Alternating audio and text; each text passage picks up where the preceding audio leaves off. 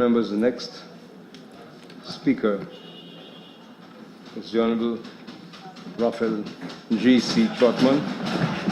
Thank you, sir.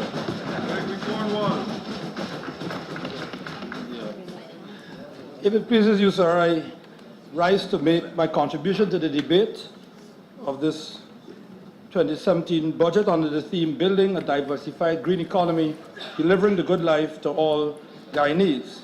Mr. Speaker, without any prevarication or hesitation, I wish to join with my colleagues in this National Assembly in first commending the Honourable Minister of Finance, the Honourable Winston Jordan, and his team for presenting this budget, the third, as we've heard, in 18 months.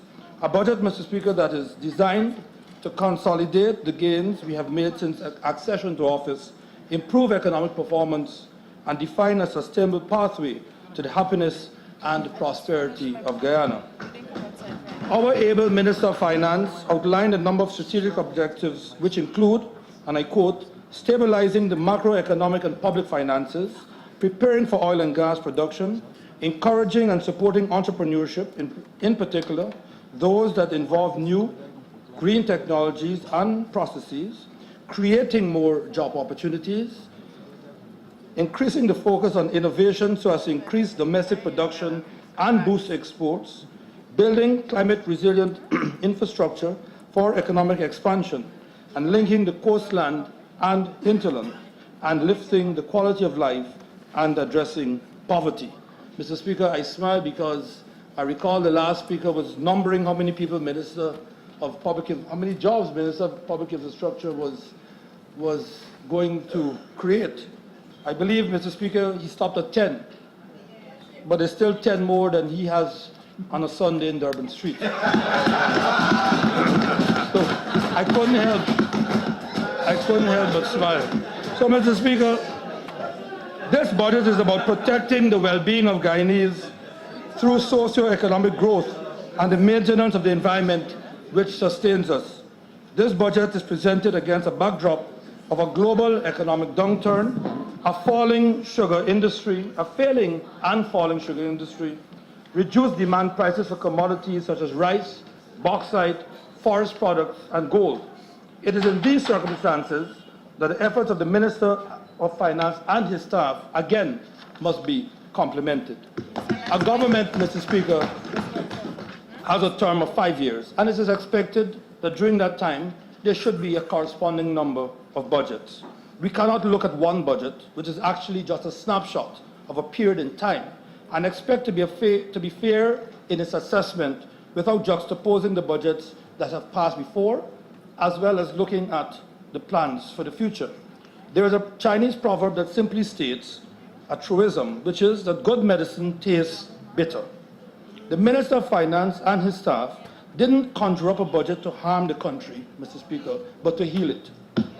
We all remember, Mr. Speaker, that vaccination we got on the left forearm at a very early age of infancy, and I was reminded yesterday by a doctor that the earlier the better. I referred to the one that made us scream in pain and anger. We all bear the mark on our arms, and today we thank our parents and the healthcare providers and workers who administered that vaccination. It was painful, and it made little sense to us as babes. But now, Mr. Speaker, we realize that it was that vaccination that protected us for the duration of our lives. This budget, Mr. Speaker, is that inoculation that has been administered. It is painful, but it is necessary, and it is going to take us well into the 21st century. And we thank, now, Mr. Speaker, now that we have the chance, we thank the Minister of Finance for his foresight. Mr. Speaker, one person in the debate yesterday referred to a twilight zone, and indeed I believe that we are there.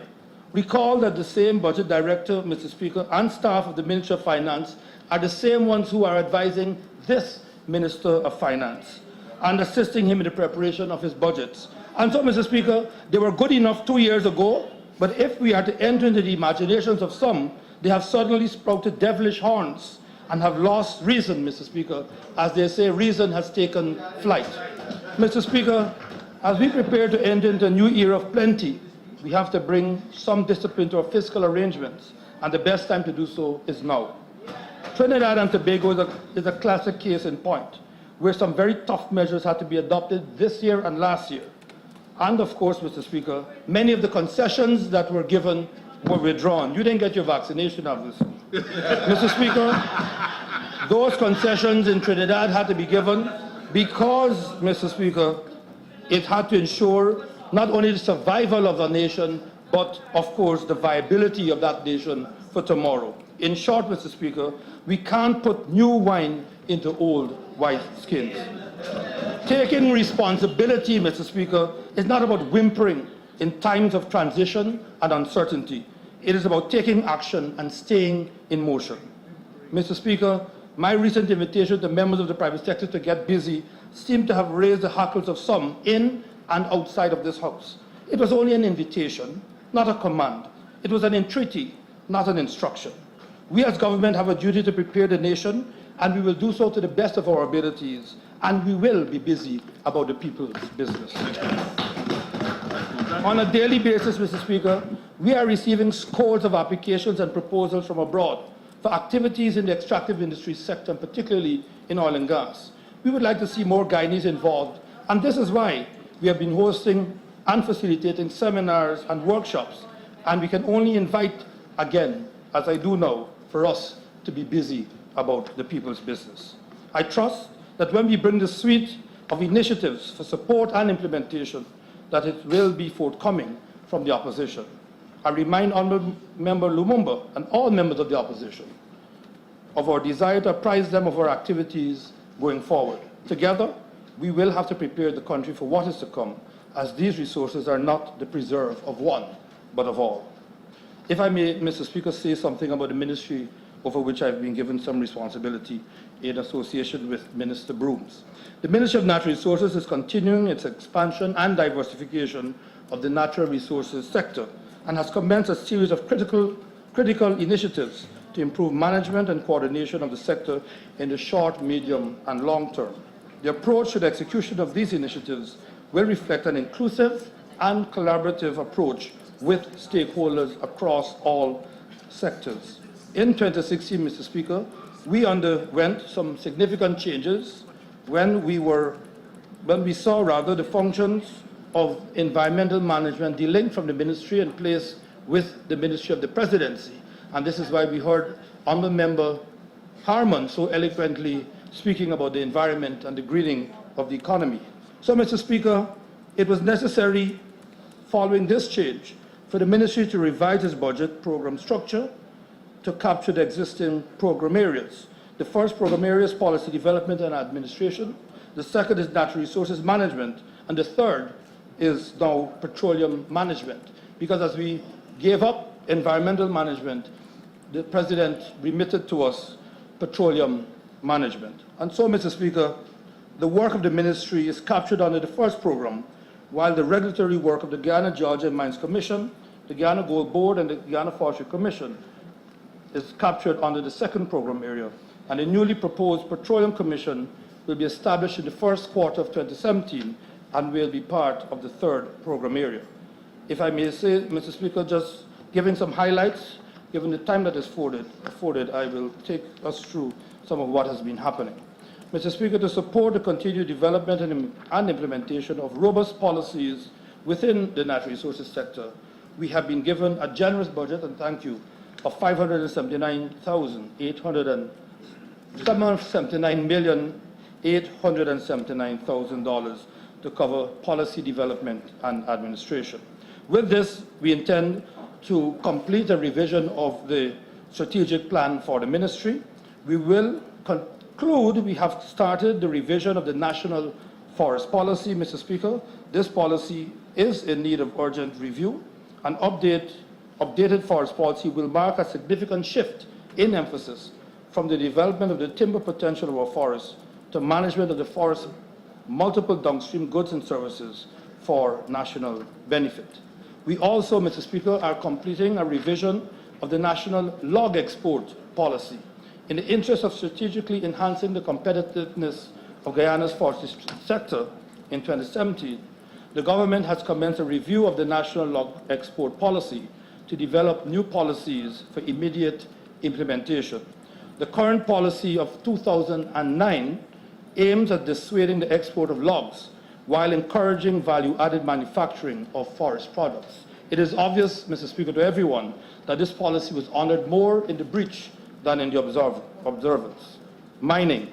Mr. Speaker, we will as well in this period review the mining policy, and I wish to just add that a team has been appointed to review the future of bauxite in Guyana, and in particular to report by the second week of February on the feasibility of the resuscitation of the idea of an alumina plant in Guyana.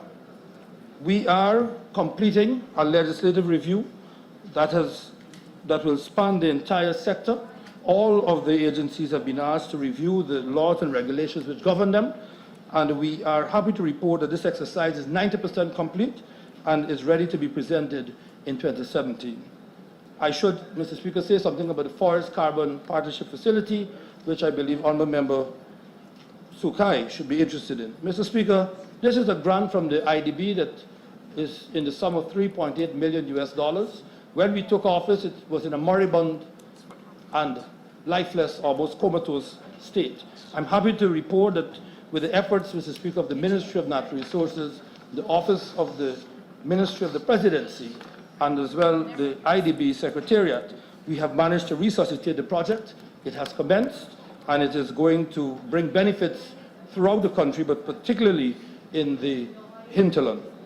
The Extractive Industries Transparency Initiative. Mr. Speaker, here again, as we take ourselves into oil and gas production, the government has frontally and firmly embraced the Extractive Industries Transparency Initiative.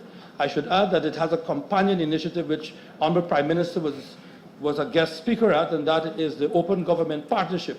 I believe a meeting is taking place now in Paris, France. But, Mr. Speaker, these seek to ensure that the resources of a country remain in the hands of the people, and to this end, Guyana is pleased to announce that before the end of 2017, which is in a few days, we will submit our candidacy application to the Secretariat in Oslo, Norway, and we are very proud that as we progress, Mr. Speaker, we will do so in a very open and transparent way, seeking, Mr. Speaker, to draw on the expertise and the support of those who are with us in this endeavor.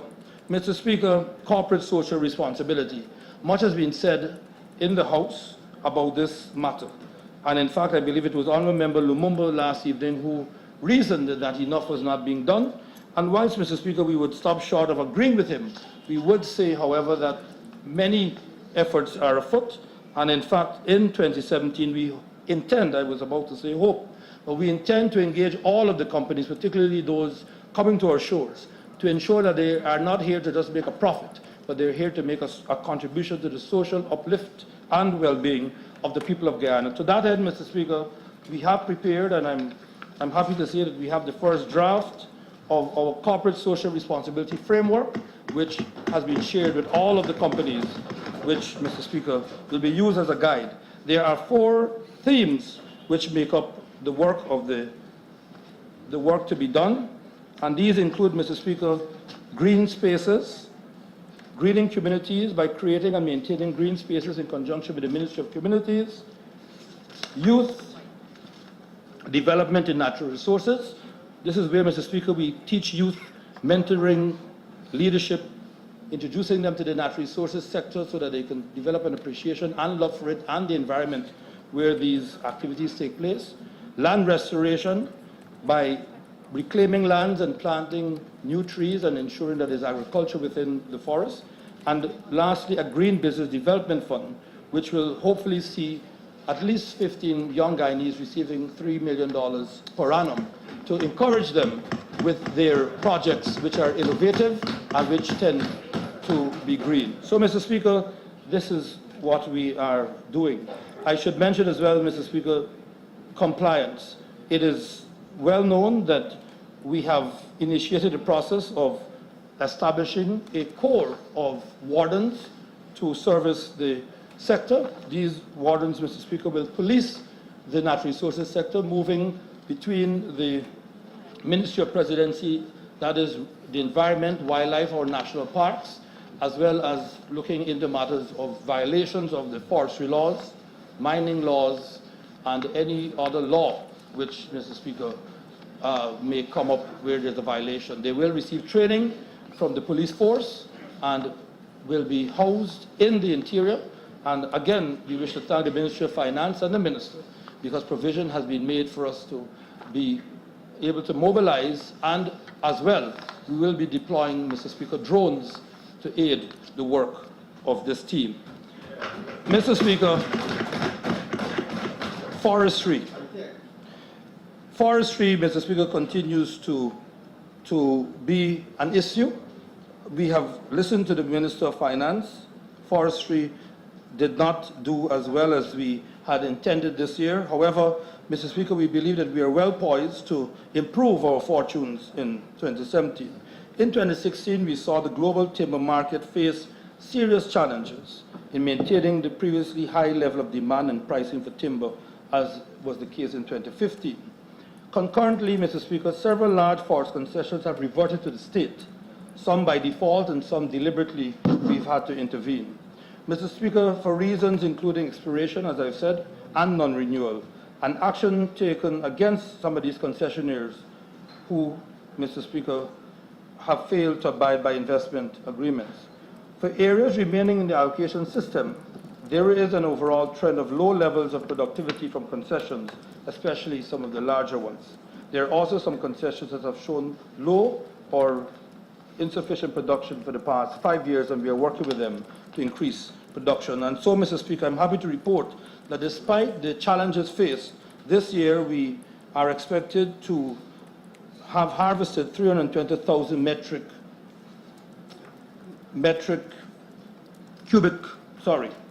cubic meters of logs, representing just a 50% decline from 2015, and which will earn us approximately 38 to 39 million US dollars. So we have managed to make up for some of the disadvantages faced in the past.